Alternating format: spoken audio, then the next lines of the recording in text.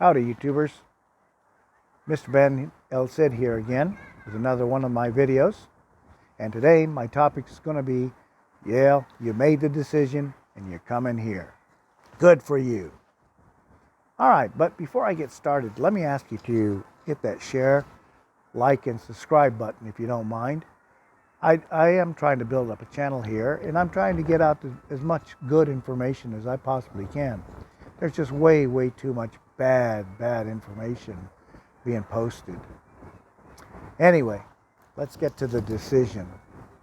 The decision you've made, you're coming here to Korea and you're going to teach.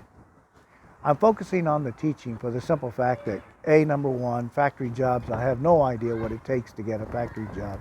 So I'm not going to sit there and try to pretend to tell you I know how. Number two is company jobs, working for a company. Don't fool yourself. And you know what? There's so many people telling so many lies about how to get a company job.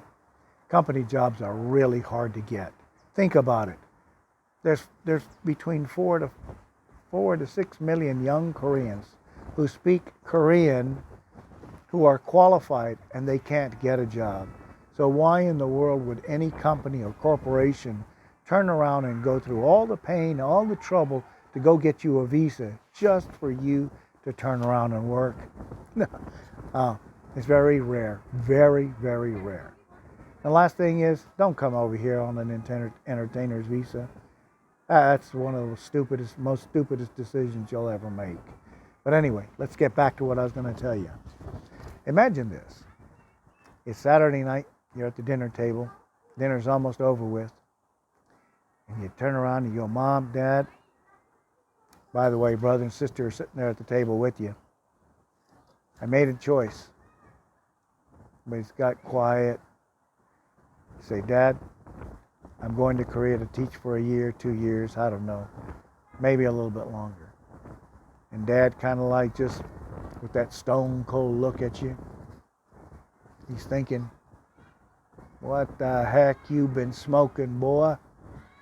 Mom starts crying. Brother and sister, well, they got mixed feelings. Anyway, so Mom starts crying, jumps up, starts going, picking up the dishes to start washing them. Dad goes, you got any game plan here for this? And you say, yeah, I sure do, Dad. Yeah, I've been working with a couple of agencies here and there and stuff like that. I'm trying to get it all ironed out. I probably will be leaving by the end of this year. Dad says, okay, great. All right, good luck to you. So now we're at that point. We're working with some agencies. And remember, agencies are like used car salesmen. They're going to tell you anything. They're going to try to sell you your own underwear that you're wearing right now. So take it with a huge grain of salt. Number two is your chances of landing a really good job, landing a bad job, well, that's 50-50. You really don't know. And then, so it's a gamble anyway. And I'm not going to sit here and try to tell you the differences between working for a public school or working for an academy, for the simple fact that there's just as many bad public schools as there are academies. And as a matter of fact, there's quite a few really good academies to work for. So, no, I'm not going to go through that. But what I am going to go through is that basically I'm going to try to explain to you what an academy or what a hagwon is. Okay? So, let's get that understanding. This is where people make the big mistake. An academy, or a hagwon as they're known in Korean, is basically a privately owned after-school program. And what it is they cater to, whether it be in kindergarten or whether it's in elementary school, middle school, high school, and possibly sometimes even in university levels.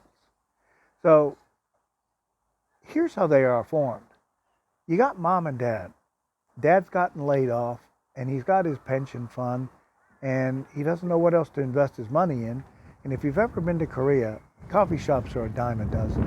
In my neighborhood alone, there's at least, I think there's like 22 different coffee shops within about a 1.5 kilometer radius. The other thing he can do is a chicken restaurant. Same thing. Same thing like a coffee shop. They're all over the place. So he decides he's going to go into an academy. He's going to go into this Hagwon. So basically he pours all his money into renting the school, getting the equipment, getting whatever he's got to go. But he needs that foreigner to make the money. So he invests heavily into the licenses and taxes that have got to go with hiring a foreigner. Now, the other side is you have the franchises, and the franchises are pretty much the same thing. You got mom and pop investing all their money, everything. They put in every penny that they've saved into this business. So here we go. Now you come along, and you're going to make a stance on how you're going to dress. People, they're hiring a young professional.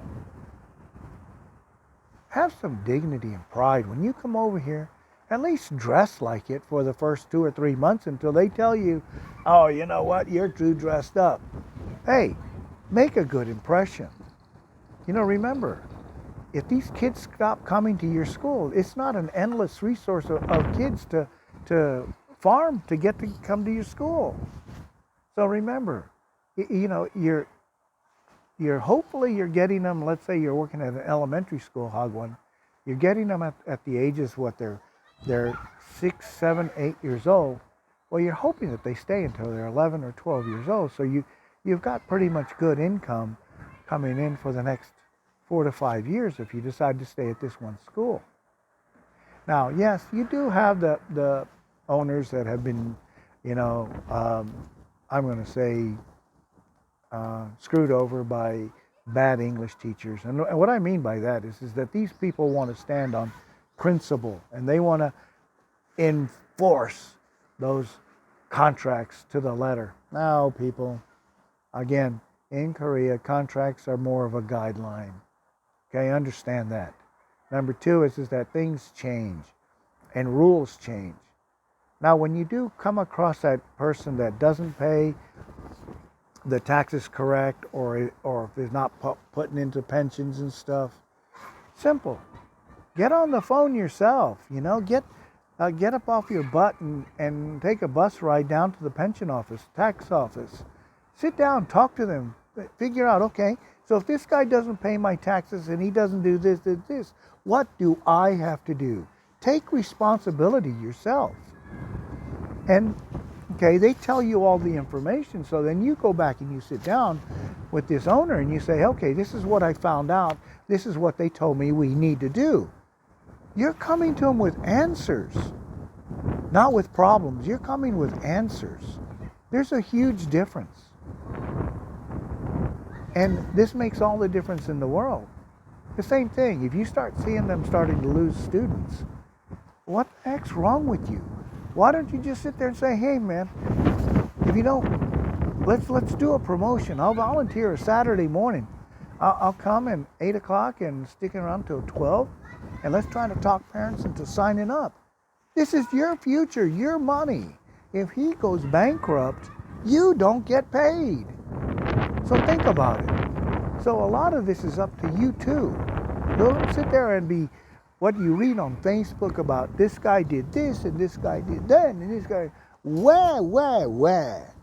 Oh my gosh, grow up. That's what I don't get about a lot of these people. You could save yourself a lot of headaches. Let's stop and think about it. If you're working on his side and you're at least trying to help him out, don't you think he's going to try to help you out? Of course he is. Anyway, that's my point. That's what I'm trying to get across to you. So for any of you guys that have any comments or any suggestions, or you want to know some more, feel free. Put a comment down there below. Again, don't forget, like, share, and subscribe. Mr. Ben El Cid. I'll be coming back to you with another video real soon. Thank you. Have a great day. Take care.